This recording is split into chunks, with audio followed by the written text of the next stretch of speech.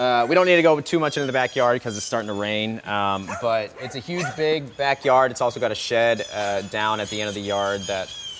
Are all of these animals trying to make noise? I can't concentrate.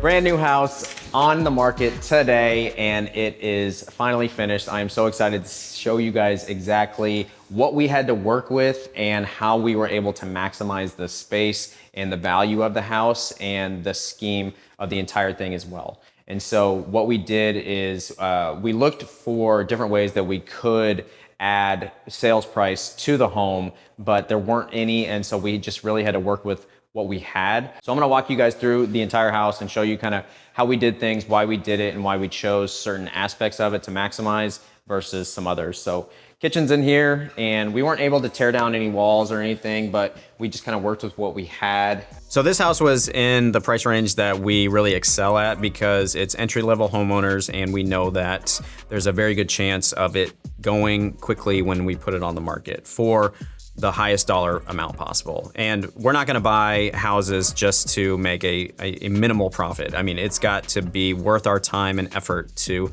put the work in, hold the property, and then go ahead and resell it. One of the things that we always look for in a home renovation is save money where we can and spend where we have to. And the idea here is that the cabinets were in good shape, and they aren't too different than the ones that we were going to put in anyways for a new kitchen. And so what we did is just add a new coat of paint, make them look really great, and then we also added new hardware as well. So they look brand new from a first glance, and they also add to the entire scheme of the kitchen. And so now we're gonna go down to the rest of the house, and we're going to see the bedroom and bath count, which is 3 bedrooms, and we've got a 4th non-conforming in the basement, and then we've also got the 1 bathroom down the hall. All right, so bedrooms in here. We went ahead and added carpet to the bedrooms because it didn't really make sense to refinish the hardwood floors in here, but new paint, new fixtures, new flooring, and we really spent a lot of money on the bathroom. This was a complete gut job because the bathroom was in pretty rough shape when we bought it, and so now it's all brand new, all plumbing fixtures, tile fixtures, flooring. It's all brand new for a new homeowner. Now we'll move over to the master bedroom, which is on this side, because this is the largest room in the house. And again, it's not a very big house, and so we just did everything that we could to maximize the space. All right, let's go check out the basement. We didn't have a ton of space to work with in the house, but we did what we could, and that's what you need to do on every home renovation is maximize kind of what you have and use opportunities when they present themselves. In this case, we couldn't really open up any walls, we couldn't add any bathroom counts, but what we did in the basement is we added an extra non-conforming bedroom to increase the value of the house. So here in the basement, we do the same scheme like we always do: black ceiling, white walls, gray floor, and we added a 4th non-conforming bedroom, which I'm standing right in front of, because it increases the square footage of the house, which equates to a higher sales price. And so that's the bedroom down here, and then the rest of the basement is just a basement. We couldn't really do anything with the space to where we would get that value back on a higher sales price. Whenever we're developing a scope of work for our renovation, we always look at what is going to be the sticking point and what is going to push buyers over the edge to make an offer, ultimately purchase the house. One cost that we did not expect to incur was the roof. They were gonna have some trouble getting it insured if it was halfway through its useful life. The roof was not really a sticking point in our opinion because it still had some life left. But after buyers were going through the house and they were looking at everything, turns out it was a sticking point, so that we had to respond to the feedback that we were given directly. We were able to save the furnace, which is a huge plus, but we did have to replace the hot water heater, which is okay because one, it adds to the new appliance count when you're discussing with new homeowners on kind of what's been taken care of and what hasn't. In the furnace, we just gave it a nice tune-up and we were able to save on replacing this.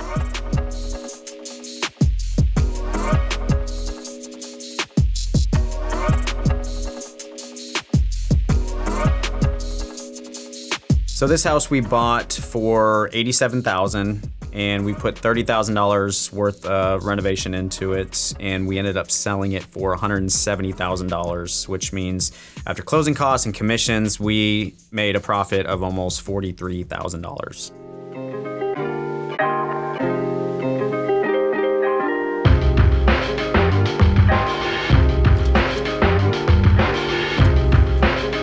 All right, final walkthrough day. We've got two houses that are on the market. This one is actually sold. We found a buyer, it's under contract, and we're getting ready to go to the title company to sign all the documents. What I'm doing right now is I'm doing my final walkthrough of the entire house to make sure that all the work that we agreed upon is finally done, make sure it's pristine, it looks clean for the new buyer, and make sure everything is perfect. So let's go inside and take a look.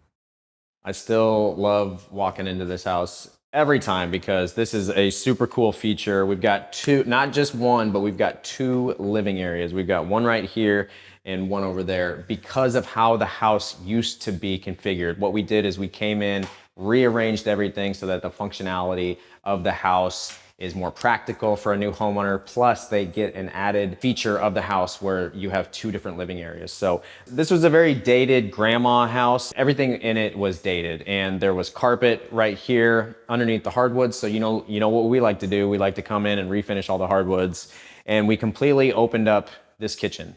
And we reconfigured the dishwasher and the refrigerator space to make it, again, more functional. All brand new cabinetry, all the appliances, all of the fixtures, the backsplash, it's all brand new. We didn't save anything here because if we were gonna get top dollar for this house, we had to go brand new.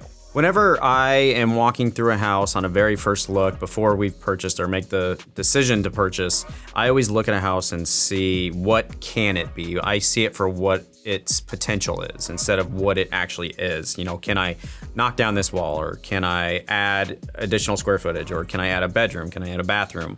And that's all of those questions as I'm going through the scope of work with our project manager lead to an increase in value for the house. In here, living space number two. This is the bigger of the two. This one didn't have hardwood floors that we were able to refinish. It was just plywood underneath. So what we did, went in here and added LVP, luxury vinyl planking to the entire space in here so that no matter where you're at, you have a luxury feel. Another cool feature of the house is that we do have a working fireplace. In this instance, we ended up closing it for them, but it is still a very cool accent piece for the living space. What is really cool about this house is what it used to look like before and what it looks like now. The kitchen was one of the most oddly laid out kitchens I've ever seen because it was kind of like a maze to where, think of like a snake to where it just kind of zigs and zags. This was completely covered up and that there was a doorway right here. So you entered in through the kitchen and you had to walk over here. The dishwasher was right here. And then the refrigerator was in this corner over here. And then there was cabinets right here, which was a kind of a prep station. And then you had to walk around the cabinets, around the wall, and then you got to a doorway right here. So did not have any type of functionality whatsoever. And so what we did is we completely opened up this space and made it an open concept and created a ton of value for the house. Bedrooms and baths are down the hall right here. So let's go take a look. All three bedrooms are located at this end of the hallway. And what we did is we added carpet, and the master bedroom is actually in here. We increased a little bit more of the space in here because this was a huge unused closet, and we just tore the entire thing down because it did already have two closets. Only bathroom in the entire house, and it's at the end of the hallway, surrounded by all the bedrooms. And this was a complete gut job, and so we weren't able to actually save anything. So everything in here is brand new. Fixtures, flooring, tub, tile, vanity, everything is brand new to get that top dollar for the house. I'm gonna get up from the toilet now and we're gonna check out the rest. Down in the basement is one of the best ways of this house that we were actually able to add more value. We really love to do non-conforming bedrooms, and that's what we did down here is we added a fourth non-conforming bedroom because this was just open, unused space down here in the basement, and we figured why not? You know, it adds square footage to the house and it also adds value to get top dollar. We gave it the Jeffrey Dollar special to where it's black ceiling paint, white walls, and then the gray floor. We didn't feel the need to finish off any more of this space because there really wasn't any more value that we could create down here for a new homeowner. We did what we could and we maximized the space as much as possible. This house had a lot of great things going for it. You know, it had the half circle drive, it had the 2 living spaces. It was really kind of, you know, we call it like a grandma house. It was just very outdated, but in very good shape.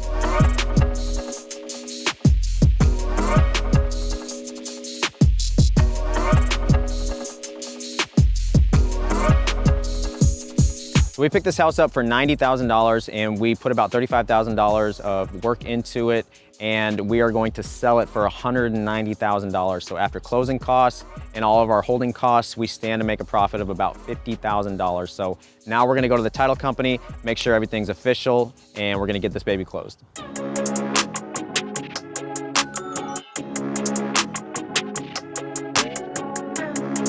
So heading to 2 closings right now. At the title company, and we're gonna finish up, finally get the rehabs that we just came from closed and funded, and then we can move on to our next projects.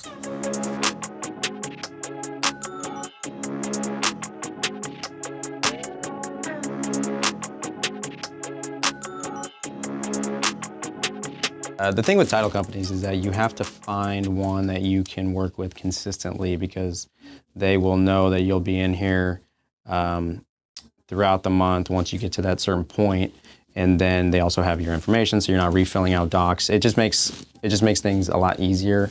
And if I can close multiple houses at once at the same title company and just knock it out, so I don't have different meetings throughout the month to come in and do the same thing. It's a huge time saver, and that's why I like working with this title company. If I don't see you before, Merry Christmas. Okay, you too. Maybe a Happy New Year. Oh yeah, it's gonna be a Happy New Year. Oh, here, I got agent calling me. Hey, Melissa. Hey. What's going on? I was just calling about a house that I have that I really need some help with. And I was really hoping to turn this into a rental property. Okay. But once I got in it, the condition is not something I know how to handle. Okay, so it's in rough shape. Yeah, it's pretty bad. There's still all of his belongings in the house too. Okay, well, yeah, I'm definitely interested. The rougher the better. Can you shoot me over the address and I'll run by and take a look at it now? Yeah, I can do that. I do have to warn you though, I think an animal has gotten into the house and may have died in the house. Oh, a dead animal. Okay, great. So it may smell really bad. Okay. All right. Well, thanks for the heads up. Inherited deal, off market. So we're going to get an address here shortly. I'm going to go take a look at it.